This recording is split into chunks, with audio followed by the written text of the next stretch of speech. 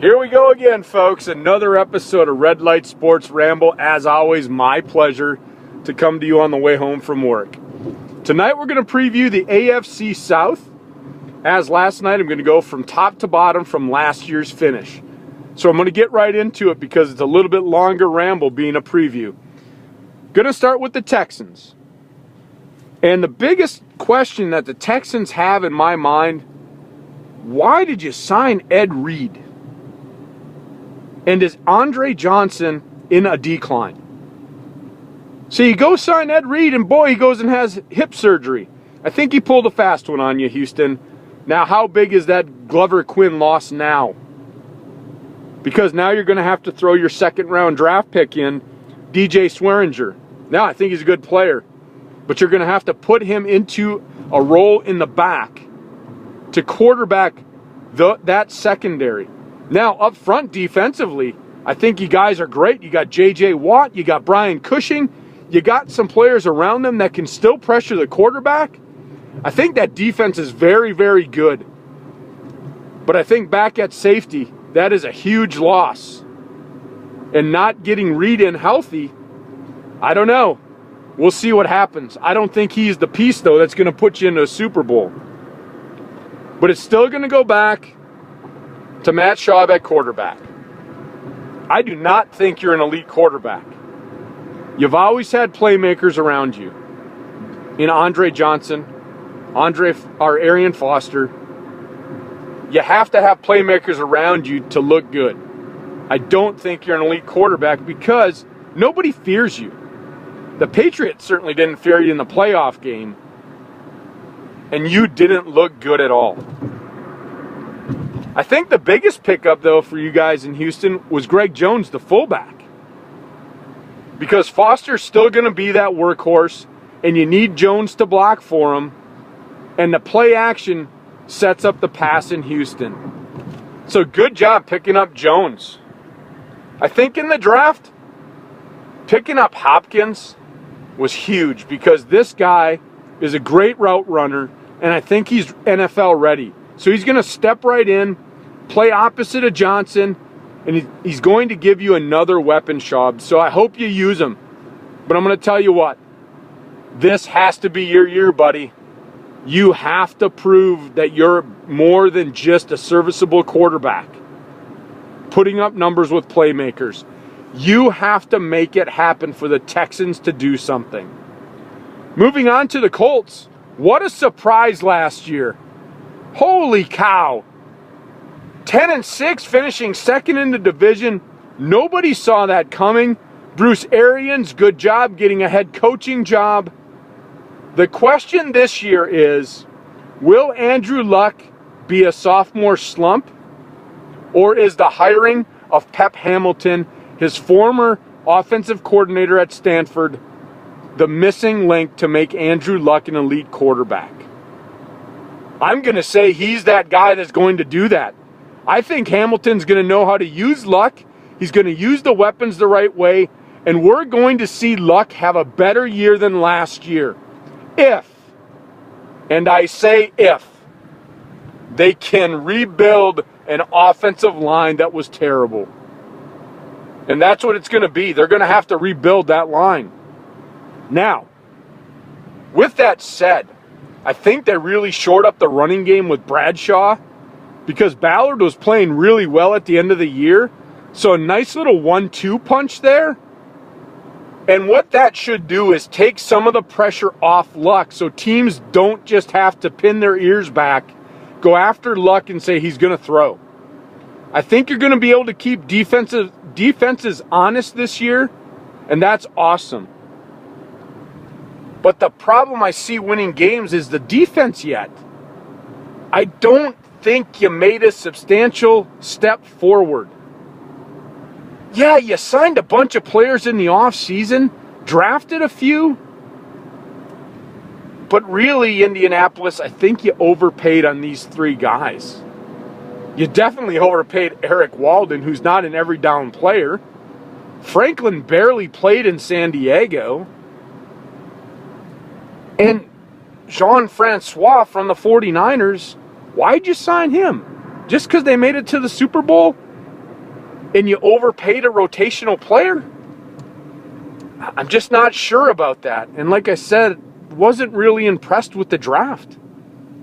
Didn't see a lot of impact players on that draft board. But we'll see. Maybe you can get them to play together as a unit. That's the fun thing about football. You got to strap it on and play. And that takes us to the Titans. And the biggest question here is Mike Munchak finally going to lose his job? Because I don't know how he's keeping it. You put your marbles in Jake Locker. And I think Jake Locker is nothing more than an average quarterback in this league. Because he has no playmakers around him. He has no one to get the ball to. And so I'm wondering, is this going to be the year that they finally tell Mike Munchak, you're done, time to move on, time to find a different quarterback, and let's move forward? I mean, you went out and signed Ryan Fitzpatrick. And here's my bold prediction of this year. Fitzpatrick is going to overtake Locker at some point because Mike Munchak gets scared that he's going to lose his job and Fitzpatrick is going to be playing better. I think there should be a competition, Fitzpatrick and Locker, during training camp, and don't just say Locker's your man.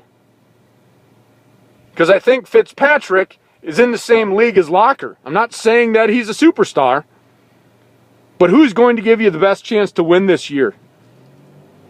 I'm not so sure it's not Fitzpatrick. Because here's the one thing you got going on in Tennessee. You got a killer offensive line. Oh my God, Velasco's a beast at center. You went off and drafted Warmack. That's a great draft pick. And then you went out and you signed Levitre. What an offensive line. So, that leads me to saying, Chris Johnson, no more excuses, buddy. You better put up 14, 15, 1,600 yards. You have no excuse. Time to do it.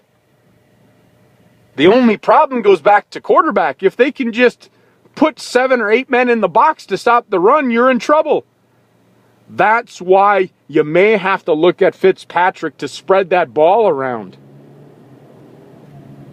Defensively, not too impressed. No big names on the defense.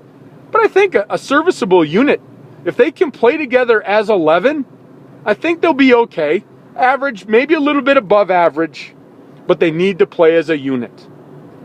And then that leads us to the last place team last year, the Jacksonville Jaguars. I don't think there's any questions here. Because I don't think answering questions is going to get any wins for them. What are you doing in that front office, Jacksonville? You have the number 2 pick. You could have got yourself a franchise pass rusher, and you go out and take Jockel. Now, I'm not taking anything away from him, but you could have got a franchise pass rusher at least somewhere to start building. Because it's pretty darn obvious you're sticking with Blaine Gabbert, who could very well be the worst starting quarterback in the NFL.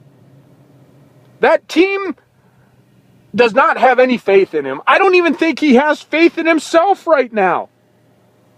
You might as well just play Chad Henne. You might as well just play him. Because Gabbert's not going to win you games. And if you play Gabbert, you may not win a game. With Henne, you might win 2 or 3. I don't know what you're doing there. I mean, that's the question to be answered. What are you doing?